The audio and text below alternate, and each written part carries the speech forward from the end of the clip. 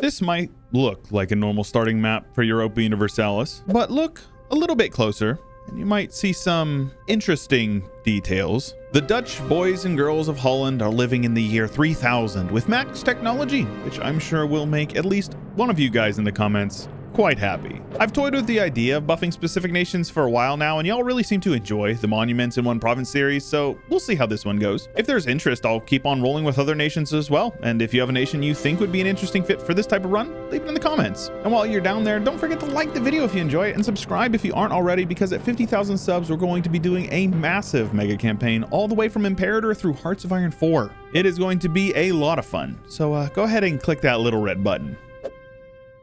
And we're off to the races not even one whole year into the game. We have an independence war, and it's not looking so good when you're taking a look at it here, but then when you zoom out and you say, oh, actually they've got the entirety of Iberia for the most part helping them out, as well as the fact that they have like 3.5 tactics versus the like 0.75 for everyone else. So even if they do get into fights, unless they're outnumbered like 3-1, they're probably gonna win. Yeah, I think it's safe to say that Holland's independence is all but secured, considering the fact that they have so many strong friends stack wiping their enemies for them. And a little over 2 years later, we have an independent Holland with 4 new provinces to enter into the fray with them. So yeah, they're doing pretty good. They're independent and they are allied to Aragon as well as Castile. Probably not both of them for long, but if they could stay allied to Spain or something like that, that would be pretty good for them. And because they start with all of their tech, they actually get all of their idea groups. So we have admin, quality, espionage, defensive, court, economic, quantity, and then diplomatic. So all good ones. Sadly, it doesn't look like they want to go colonial because I think there's like a time thing on that. Basically, they're not supposed to take it until after 1500 or something like that.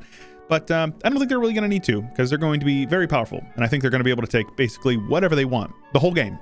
Oh, and that's right. Since they have the technology, they can actually do imperialism and nationalist wars day one. And it seems like they feel pretty good about it, considering the fact that they have like 14,000 troops and they just attacked into a much larger coalition against them. But it's safe to say that they're winning so far. So not too worried for them. 15 years in, and we've got quite a few more provinces snaking well into the HRE with the Netherlands formed. And look at that beautiful unit model. Shout out Paradox unit models. They're always so good. And they are not afraid of the Emperor. They attacked Bremen, a free city, of course, calling in the Emperor with all of their friends, and they're like just dominating them. They've actually got land occupied over in Austria, and I don't think that Austria is going to be like feeling good after this. I think that they're going to probably regret backing up one of the free cities, but I mean, hey, they have to. They're the Emperor after all. And it just keeps getting even better, this time going after the French with an imperialist war. I guess they want to snuff them out before they get too powerful, and even better yet, they have their friends to the south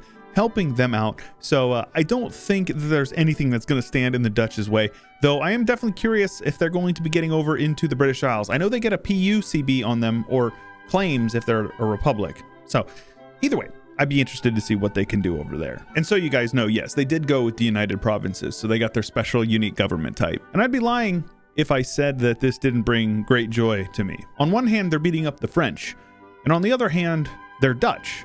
And there's only 2 types of people in this world that I can't stand. Those that are intolerant of other people's cultures, and to the Dutch.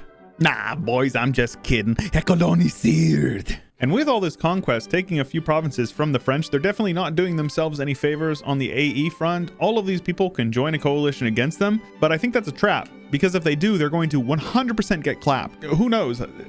Maybe they can if they get a big enough coalition. It appears that some of my questions were answered. Not only are they into Denmark, but the Dutch are, they're well into Britain. And the thing is that it is literally 30 years into the game, and they are not slowing down even slightly at this point. And yeah, the Netherlands just keeps on impressing me. I mean, obviously they have a massive bonus, but I remember when I did this before for like Ulm and a couple of other nations, they did not do this much this quickly. Like for some reason, they decided that they wanted some land in Finland and also Russia, stomping out Muscovy. Therefore, we're probably not going to have a Russia. So that's a big deal. And the craziest part about all of this is that these guys are absolutely stacked when it comes to armies. They've got a 2015 33 stack here, and it's only 1517 at the moment. They have another 75,000 troops over here in Denmark, and a total of 328 in the field right now, with 167 cannon units. That is unreal. And it's not really that surprising when you take a look at how much development they've been doing over here. They don't have to invest in tech, so they've got plenty of mana to invest in development. And all of that development is certainly making them the big money. They are earning 200 ducats a month just from trade. That is absolutely insane numbers for less than 100 years into the game for an AI nation. Just to put into perspective how much money there is in the English Channel, Genoa is at 35, Sevilla is at 30, and Venice, which is the number 2 richest, is 35.5. So it's safe to say that the Netherlands is definitely coming out on top, though that was never in question. It's more of a question of how much on top are they going to come out, right? And there's definitely no signs of slowing down. We're over 100 years in, and the Netherlands continues to dominate, pushing into Russia, pushing into the Commonwealth and Hungary now, by the looks of it. And the Ottomans have some interesting stuff going on as well. The Ottomans have pushed well up over here, and they're actually going to push into Carpathia, or looking to. They've pushed well over into the steppes, but they haven't pushed down into the Mamluks yet. And the Mamluks are still doing pretty good. They've actually united a bunch of land over here. And so I'm not sure if we're going to even see the Ottomans do well overall. Spain was doing well for a while because they were allied to the Dutch, but now they are no longer allied. Though, of course, the colonial game continues with Spain and Portugal down in the south, with Spain up here in the north of South America. And then basically it's all Spain over here with a couple of provinces over here to Portugal.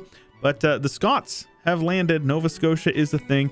And I love to see that. Nova Scotia in Newfoundland. So, yeah. That's a thing. And though it's not really the subject of the video, we do have a Ming that has exploded. Not really any surprise. Dai Viet looking pretty good, expanding into southern China, and Japan pushing into Manchuria.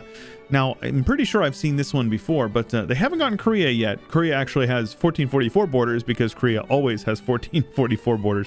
But yeah, I'm going to keep my eye over here. Provence looking a little lonely in here, surrounded by a big sea of orange. But, you know, that's not too unexpected at this point. But Austria getting exiled mostly just to Vienna and southern Austria / Slovenia. That's pretty good. I do like that. They're also, their capital is in Linz or whatever, rather than Vienna. So even better. Scotland looking pretty good with all of Scotland and all of Ireland over here, as well as Nova Scotia going quite strong over here. On the west coast here, we have Portugal, and then down in the south, we have Spain in the north and in the south, and in the east and the west, we have Portugal. And then, of course, we have the Icelanders over here off the coast of West Africa. Very nice.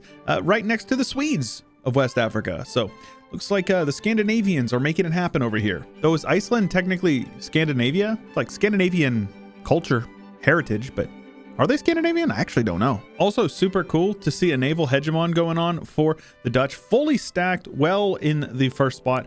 They used to be allied to Spain for like a couple hundred years. They're not anymore, so hopefully we'll see a little bit of conflict between the two of them, but the Ottomans are still in the third spot despite failure at launch, to be honest with you, with Portugal in the fourth because of their colonial empire, the Commonwealth in the fifth with Scotland in the sixth, Tuscany, and then Bengal in the eighth. We're going to see how things end up here very shortly. But before we unpause, yes, Tuscany looking very good in the north of Italy with Spain down here in the south. The Ottomans, like I said, failure to launch. They've actually given up some land over here to Bulgaria. They've given up Theodoro. They've given up Georgia. AQ has broken free as well, and Zaporozhye. So they're not doing well, and they haven't taken a single province from the Mamluks that I can see. So yeah, Ottomans just not doing a whole lot. And I know that I'm going to inevitably get comments saying like, oh, they nerfed the Ottomans so much in domination. They didn't. I promise you, they didn't. They nerfed them later in the game, which is fair. I mean, I think that's reasonable because they were overpowered in the late game. Early game, they are still equally as unstoppable as they ever have been. But a big shout out to Persia, who does exist over here. Just a small Persia, but of Persia nonetheless. Of course, you saw Bengal is the number 8 great power, but there is definitely some competition over here on the Indian subcontinent. The few major Indian blobs have popped out. No surprise there. This is usually what it looks like, give or take. And then over in Southeast Asia, Dai Viet has migrated over here into Siam, looking super, super good. And then China is just still a mess. And we actually have Korea beating up on Japan, whose borders are like the same as they were 100 years ago. And Korea, whose borders are the same that they were like 300 years ago. You know, that's just how it goes in this game. I think it's safe to say that Spain did not finish this one out strong. Definitely didn't do well, though they managed to hold on to the West Indies. For how long? I don't know, but they'd have them. And despite losing Colombia, they managed to hold on to La Plata, not Brazil. That's Scottish. And believe it or not, Iceland and Sweden managed to hold on to their colonial empires, Sweden getting even a ton of land down in South Africa. So that's pretty cool. Also, shout out Zulu. Always happy when I see a Zulu on the map. We finally had one of those rare runs where Korea got dismantled, and in fact they actually got exiled up into Siberia over here, so that's pretty good. Of course, Japan, yes, they did quite well. They pushed over into China, but they're being overshown by revolutionary Bengal, who is very beefy. Definitely one of the top great powers. Always happy when you get to see an Australia on the map, especially across the sea from Australian Australia. But we do also have Swedish Australia, which gets an honorable mention. Persia had a bit of a comeback, but they definitely also get overshown by revolutionary Mamluks, who conquered everything from the Horn of Africa all the way up into Bulgaria even. So yeah, things are looking quite good for them. Also, shout out Greece, Commonwealth Balkans. We got revolutionary Serbia and a beefy Ragusa. It's an absolute mess over here in the Balkans, but can anybody really be that surprised? And the sleeper pick of the run ended up being Zaporozhye, making their way over into Caucasia, apparently, and then pushing all the way down here into like Van. So that's pretty cool. Commonwealth definitely getting partitioned. That's not really super surprising, nor is this absolutely massive Netherlands, who beat up on Spain and Portugal, apparently. Definitely to be expected, though everybody would have caught up to them near the end of the game. So their power would have fallen off, at least their, power difference compared to everyone else. They ended up holding on to naval hegemony, which is pretty cool, finishing the #1 great power by almost double. But the Mamluks, man, the Mamluks are very, very impressive. Over 5,000 development, including their subjects. Very good to see. Japan actually finishing in the #3 spot with Bengal in the 4th. Tuscany in the 5th spot with all of that development in Italy, with Spain, Mexico, and Portugal in the 8th spot. I'm actually kind of impressed to see Spain still in the great powers despite losing a ton of subjects, one of which is a great power. So imagine if Spain would not have lost their colonial empire. Safe to say they would have been 1 or 2. So that's pretty good. The development map mode is pretty interesting. Nice to see lots of green over there in Afghanistan. But aside from that, there's quite a good bit of development going on in Europe as well as China. Not really too surprising. We have 65 development over here in the Hog, with Inukshuk also in the Hog, which is hilarious. We've got like 60 here, 61 here, 61 here. The coal, man, they loved having that coal. Culturally, the Czechs were pushed out of Czechia, split between the Saxons and the Austrians, but aside from that, things look pretty normal. But it seems that the Dutch actually took a liking to the French and spread their culture into northern Iberia, so that's interesting. Lots of Mexican and Portuguese, as well as a bit of Castilian in the New World, split with American, which is the culture of Nova Scotia, so that's a thing as well. We have Brazilian and Platinian, as well as a bit more Mexican over here in Central America. And the European-dominated portions of the map are extremely Catholic, with not a single Protestant nation in view, except for Ragusa. And then randomly one Reformed province over here, and then Scotland. So yeah, it definitely looks like the Protestant Reformation got squished at the very best. Though it is cool to see the Japanese pushing quite a bit of Shinto over here into China and Southeast Asia. That's cool.